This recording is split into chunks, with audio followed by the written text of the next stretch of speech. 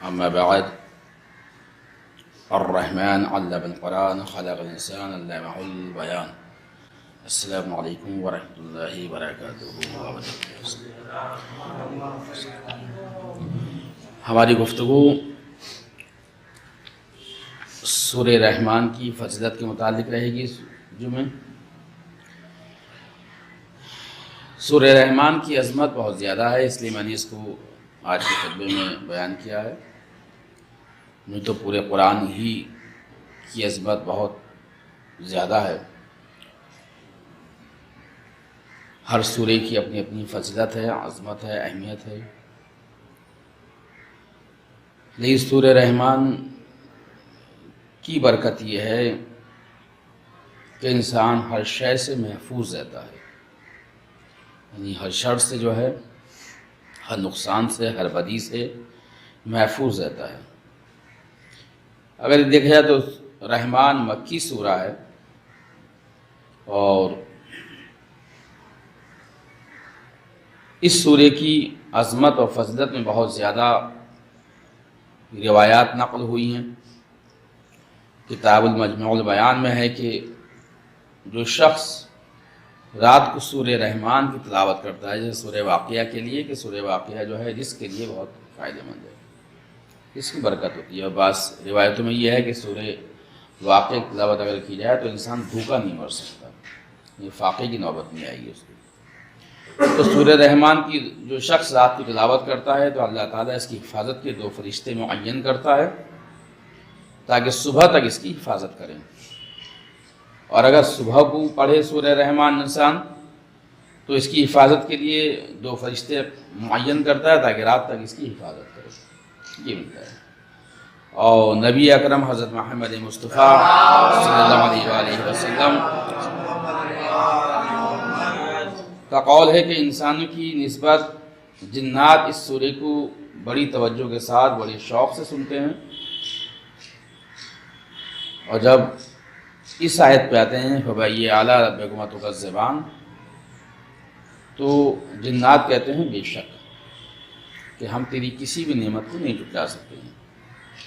اور اس سورے کے ضمن میں چھٹے امام جعفر صادق صلی اللہ علیہ وسلم ارشاد فرماتے ہیں، اتنی تاکید کی ہے امام نے اس کے لیے کہ اس سورے کو ہرگز ترک نہ کریں، خاص کر روز جمعہ، جیسا آج جمعہ کا دن ہے، خاص کر روز جمعہ اس سورے کی تلاوت کرو۔ اور اس سورے کی ایک صفت یہ ہے کہ یہ منافق کے دل میں نہیں رہتی ہے، یعنی نفاق اس سے ختم ہو جاتا ہے، منافق کے دل میں نہیں رہتی ہے۔ یعنی اگر انسان منافق ہوا، یہ علامت ہے پہچاننے کی کہ ہمارے دل کے اندر نفاق ہے یا نہیں۔ اگر ہم یہ پہچاننا چاہیں تو منافق اس سورے کو جو ہے مستقل طور پر نہیں پڑھ سکتے، نہیں، غائب ہو جائے گا، فاصلہ ہو جائے گا۔ اور قیامت کے روز یہ اس سورے کی چمک و دمک اپنی شان و تاب کے اوپر ہوگی، جیسے بہت زیادہ تاکید اس کی بیان کی گئی ہے۔ تو حفاظت کے لیے خاص کر جو زمانہ یہ چل رہا ہے، جیسے میں نے شروع میں بیان کیا، کیونکہ نبی اکرم کا ہی قول میں نے بیان کیا کہ اگر اس کو آپ پڑھیں تو اگر صبح کو پڑھتے ہیں شام تک حفاظت میں رہتے ہیں، اور رات کو پڑھتے ہیں تو پوری رات صبح تک حفاظت میں رہتے ہیں۔ اور دوسرا جو ہے فائدہ اس کا کہ نفاق اس سے ختم ہوتا ہے، منافق کے دل میں نہیں رہتا ہے۔ تو بہت زیادہ تاکید، اور جیسے امام کا بھی قول میں نے بیان کرا کہ خاص کر روز جمعہ تو اسے ترک نہ کریں کسی کو، کیونکہ جو حالات اور کنڈیشن اس وقت معاشرے کی اور پوری دنیا میں اس وقت چل رہی ہیں پریشانیاں، اس کے لیے بہت ایک نایاب تحفہ ہے سورہ رحمان۔ کہتے ہیں کہ روز قیامت اس کی چمک دمک دیکھنے لائق ہوگی، اور یہ سورہ اس حالت میں آئے گا کہ حسن و جمال کی بارش ہو رہی ہوگی، اور دوسری طرف معطر یعنی خوشبودار ہوائیں چل رہی ہوں گی، کیونکہ سورہ اپنا تعارف خود کروائے گا اس روز قیامت۔ اور اس سورے سے جو سورہ پڑھتا ہے اس کی حاجتیں جو ہے پوری ہوتی ہیں۔ اور ایک روایت اور ہے نبی اکرم کی ہے، وہ روایت بھی کہ ہر چیز کی ایک عروس ہوتی ہے، اور قرآن مجید میں سورہ رحمان عروس ہے قرآن مجید کی۔ عروس کے معنی عرب کے اندر جو ہے دونوں معنی میں استعمال ہوتا ہے، مذکر و مؤنث دونوں کے لیے استعمال ہوتا ہے، دولہا اور دلہن کے معنی میں استعمال ہوتا ہے۔ اور شادی کے روز دولہا دلہن کی اپنی ایک اہمیت ہوتی ہے، سب مرکز نقطۂ مرکز وہی ہوتے ہیں دونوں تمام لوگوں میں۔ اسی طرح سے یہ کہتے ہیں قرآن مجید میں اس کی اہمیت سورہ رحمان کی عروس کی سی اہمیت ہے، یہ نبی اکرم کا قول ہے یہ بھی۔ اور کہتے ہیں عروس کہنے کی سورہ رحمان کو یہ وجہ ہے کیونکہ بندگان رحمان پوری کائنات کے لیے عروس ہیں۔ جو شخص اس سورہ کو پڑھتا ہے اس کی ایک الگ اہمیت اور ہوتی ہے۔ اب اس میں ایک چیز اور بیان ہوئی ہے کہ اس میں ابتدا بسم اللہ سے کی گئی ہے، ہر سورہ کی اگرچہ ابتدا بسم اللہ سے ہے، بس اس کے لیے ایک چیز ہے کہ چونکہ بسم اللہ کی اہمیت وہ ہے تمام کے نزدیک، ایک میں نے مثال کبھی آپ کو پیش کی تھی، میں نے رحمان و رحیم کے متعلق اس مثال میں نے یہ پیش کی تھی اس کو جو مجھے یاد پڑ رہا ہے، اس کہ ایک بہترین عالیشان محل بنا ہوا تھا، ایک فقیر وہاں سے گزرا، اس کے دل میں خیال آیا کہ لاؤ اس گھر میں آواز دوں، کیا ہے اس کے اندر۔ اس نے دق الباب کیا، تو جیسے دق الباب کیا تو گھر میں سے ایک سوکھی روٹی اس کو عطا کی گئی، اس فقیر کو، اس عالیشان محل سے۔ اس نے اپنا سر پیٹ لیا اور لوگوں کا یہ کہنا کہ وہ کہہ رہا تھا، اس نے کہا میں یہ سمجھا کہ اس گھر کے اندر کوئی امیر ترین شخص رہتا ہوگا، مالدار شخص رہتا ہوگا، دروازے سے مجھے ایسی لگا، لیکن اس میں تو یہ خود ایک بھکاری رہتا ہے، ایک فقیر رہتا ہے اس کے اندر، اس کی عطا سے مجھے معلوم ہے۔ تو کہتا ہے اس کے بعد یا تو اس خوبصورت گیٹ کو توڑ دو یا اپنی عطا و سخاوت میں بہتری کرو، یعنی اپنی سخاوت کو بڑھاؤ۔ اس سے یہاں مراد یہ ہے کہ دنیا والے سلاطین و بادشاہ اگرچہ کنجوس ہوں اور بخل کریں، لیکن وہ سب کے سب تمام کے تمام خود مانگنے والے ہیں اور خود ہاتھ پھیلانے والے ہیں، خود محتاج ہیں۔ ان کے نزدیک چاہے دولت کتنی آ جائے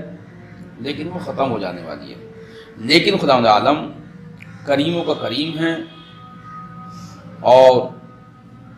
جو سختیاں پیدا ہو جاتی ہیں، پریشانیاں پیدا ہو جاتی ہیں، ان کو دفاع کرنے والا ہے۔ یہ رحمان و رحیم کے معنی وہی ہیں اصل میں، کہ رحمان خداوند عالم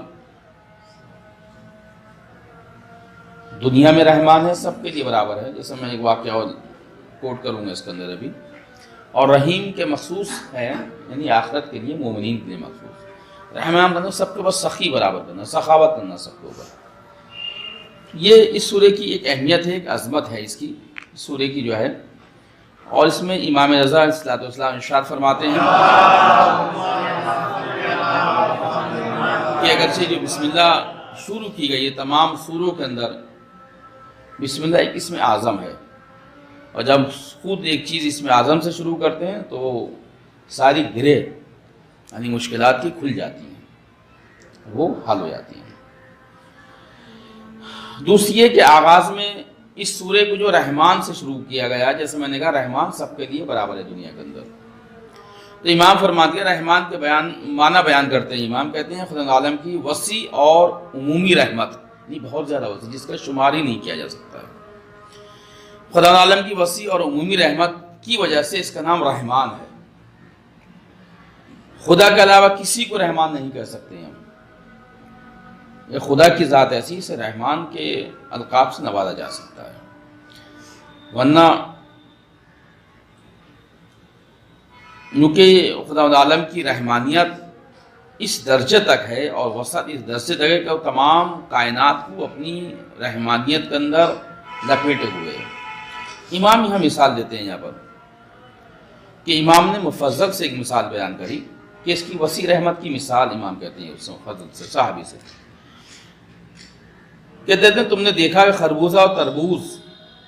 گرما وغیرہ جو ہوتے ہیں یہ، کہ اگر ان کا درخت ہوتا تو اس کی شاخیں نیچے لٹک جاتی ہیں اور وہ اپنے درخت کے اوپر ٹھہر نہیں پاتے،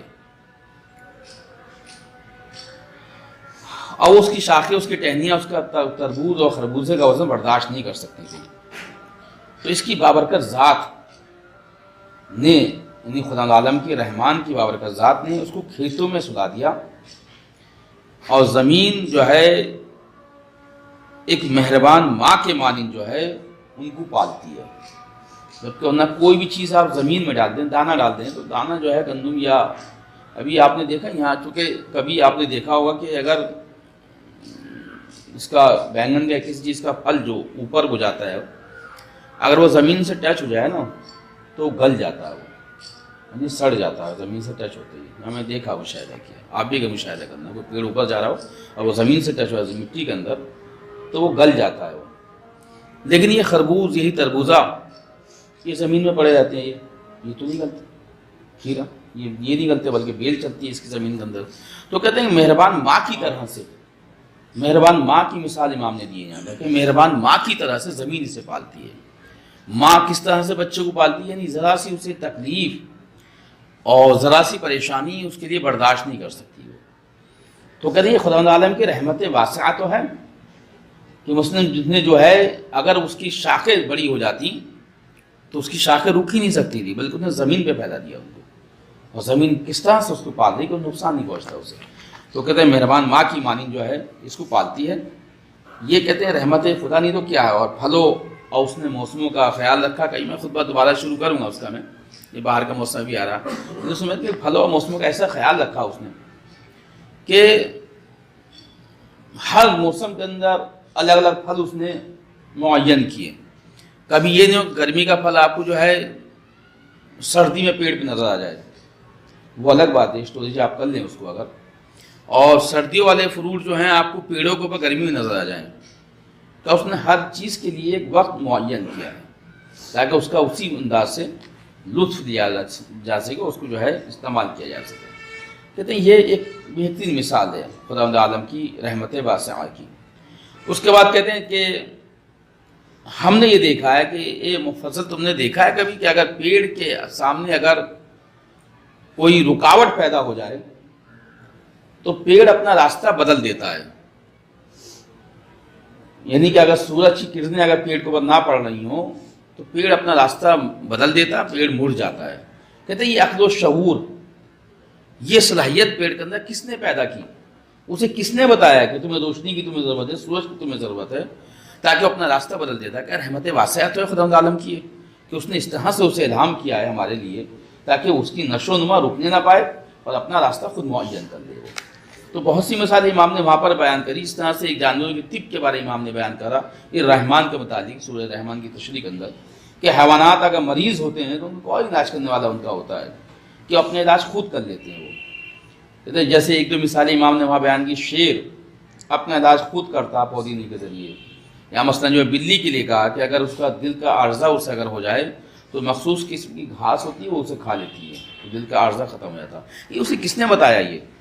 کہ فلاں چیز کھانے سے جو ہے تمہیں شفا مل جائے گی؟ تو کہتے ہیں یہ خدا عالم کی رحمت واسعہ سب کے لیے، مراد یہ ہے وہاں پر کہ ہر کسی، خالی انسانوں کے لیے نہیں بلکہ چرند پرند درخت حجر، اگر اس کی رحمت واسعہ ہے تو سب کے لیے۔ رحمان کس کے لیے؟ سب کے لیے، خالی انسانوں کے لیے رحمان نہیں ہے بلکہ جانوروں کے لیے بھی ہے اور درختوں کے لیے بھی ہے کہ مثلا درخت جو اپنا راستہ بدل دیتے ہیں ان کو اسی طرح سے غذا اس کو پہنچاتا ہے، سب کا خیال رکھتا ہے، تو اس کی رحمت واسعہ ہے۔ تو کہتے ہیں خدا کا ارشاد۔ اب دوسری بات جس کو میں نے مثال پیش کی، مثال ایک میں پیش کرتا ہوں یہاں پر میں، کہ جناب ابراہیم کی، باقی میں تشریح بعد میں کروں گا اگر وقت رہے گا تو، کہ یہاں ایک بہترین مثال یہ دی جا سکتی ہے کہ انسانوں کے متعلق رحمت واسعہ کے لیے جو ہمارا خطبہ پچھلے گزشتہ جمعے چل رہا تھا کہ جناب ابراہیم ایک مہمان نواز انسان تھے، اور جناب ابراہیم کا دستور یہ تھا کہ جب وہ کھانا کھانے کا ان کا وقت ہوتا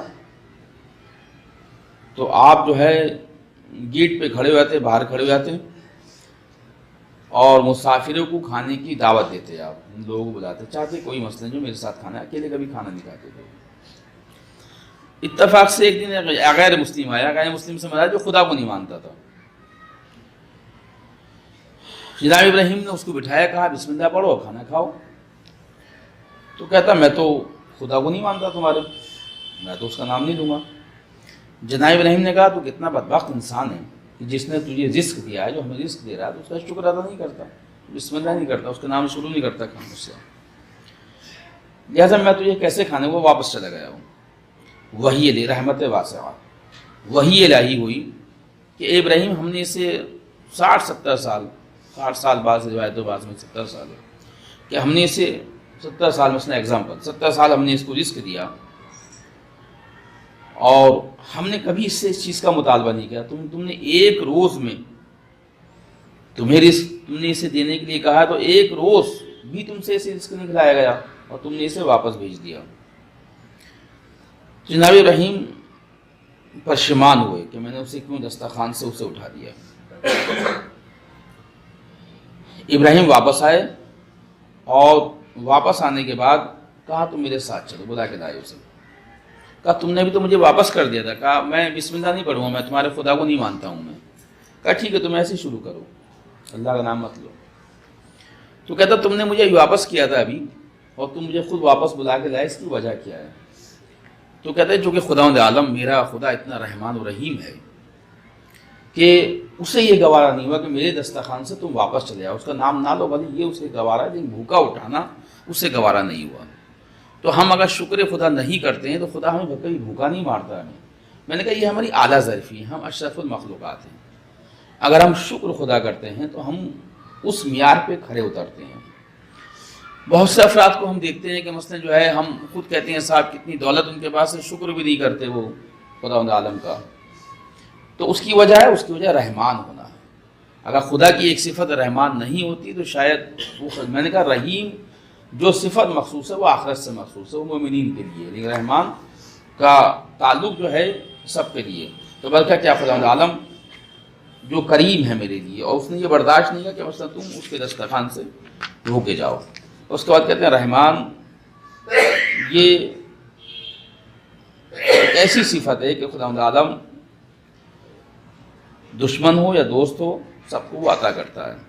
تو ہمیں ساتھ ساتھ اس معبود کا شکر ادا کرنا چاہیے جس خداوند عالم نے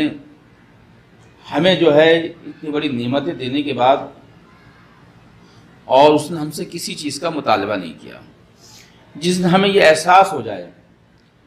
کہ خداوند عالم نے ہمیں اپنی نعمتوں سے ہمیں نوازا ہے، اپنی لوازمات سے ہمیں نوازا ہے۔ دیکھیے بہت سی چیزیں ہیں، جب اگر ہم ایک چیز کو فقط ہم دیں، مثلا پانی، اگر ہم پانی کو پر غور کریں جو ہم اس کو پیتے ہیں تو شاید ہم اس پانی کا ہی پوری زندگی شکر ادا نہ کر سکے خداوند عالم کا۔ آپ تھوڑا تصور اگر کریں، آپ اگر جو ہمیں یہ معمولی دکھائی دیتا ہے پانی، کھانا چھوڑ دیں، آپ کھانے کو سائڈ کر دیں، تو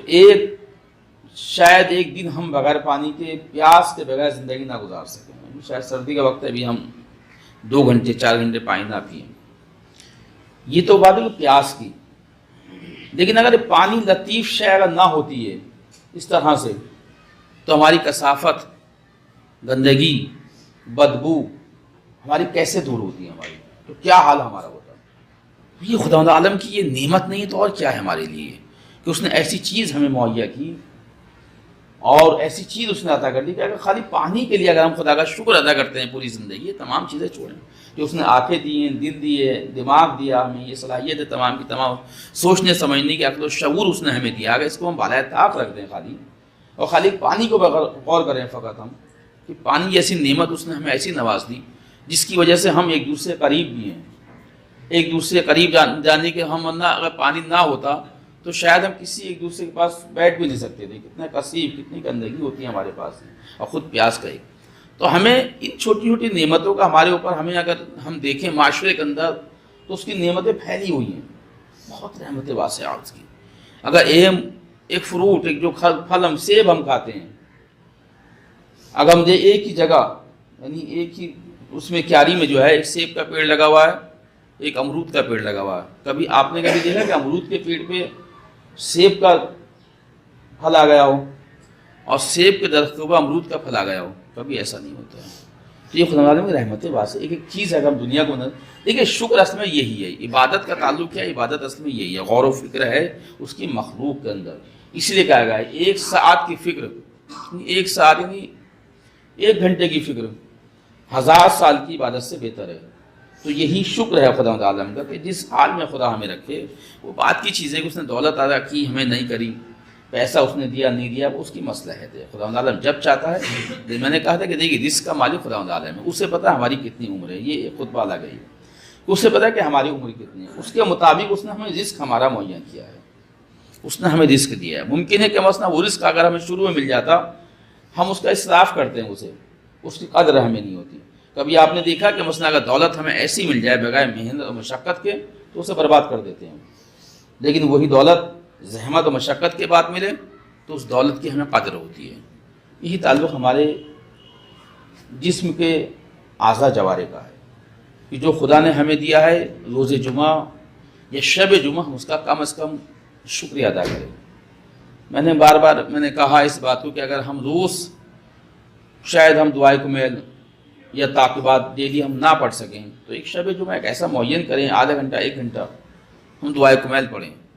जो ताक़िबात शब जुमा की नासिल हुई हम उसे पढ़ें रोज़े जुमा। जैसे मैंने सूरह रहमान के लिए मैंने कहा कि इमाम ने कहा कि रोज़े जुमा कम से कम तर्क ना करे सूरह रहमान को। अगर आप खुद उसका तर्जुमा पढ़े तो खुद आपको जो है एहसास होगा, जब इस आयत पर आप आएंगे कि खुदा ने किस किस नेमत को जुटलाओगे तुम,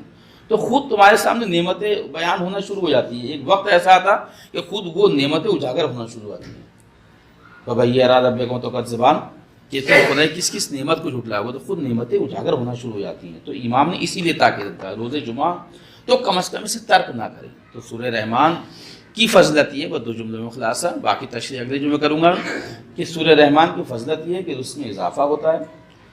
दूसरी बात ये, जो परेशानियाँ या मुश्किलात हम पे आ रही हैं वो हमारी ख़त्म होती हैं, और अगर हम सुबह को पढ़ते हैं तो शाम तक हम हिफ्ज़ व अमान में रहते हैं। फरिश्ते मुकर्रर करता है खुदा कि इनकी हिफाजत करें। रात को पढ़ते हैं तो सुबह तक खुदा आलम फरिश्तों को मुअय्यन करता है कि हमारी हिफाजत करें। बिस्मिल्लाहिर्रहमानिर्रहीम, इन्ना अअतैनाकल कौसर फसल रब्बिका वन्हर, इन्ना शानिअका हुवल अबतर।